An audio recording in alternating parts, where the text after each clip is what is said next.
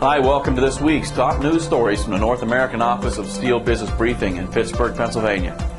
A drop in scrap prices has sidelined raw material surcharges in the U.S. market.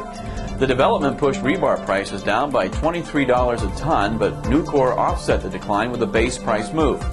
On merchant bars, however, Nucor added to the $23 decline with a $17 base price cut, effectively lowering transaction prices to $40 a ton for May deliveries.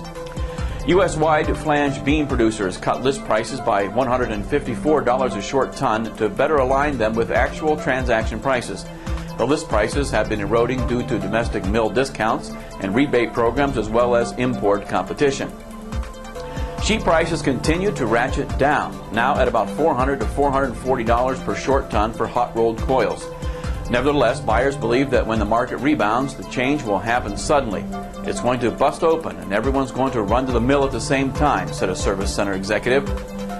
U.S. mills filed unfair trade cases against Chinese oil country tubular good imports. They allege that Chinese producers have benefited from enormous subsidies and are dumping at rates of 40 to 100%. U.S. mills said these imports have forced a large portion of the domestic industry to shut down.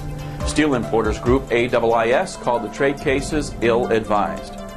A North American pipeline project which would run from the Alaska North Slope to southern Alberta, Canada, is projected to use 1,700 miles of 48-inch X80 high-pressure pipe. Pre-construction work is projected to start next year, with service expected to begin in 2020. Canadian steel fabricators want their government to pressure the U.S. to alter the Buy America provision in its stimulus plan. They fear language in the legislation could prevent substantial Canadian fabricated steel exports.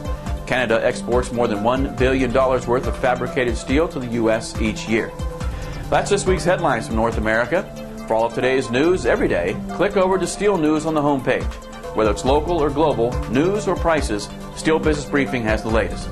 Tune in to SBB next week for more, and we'll see you then.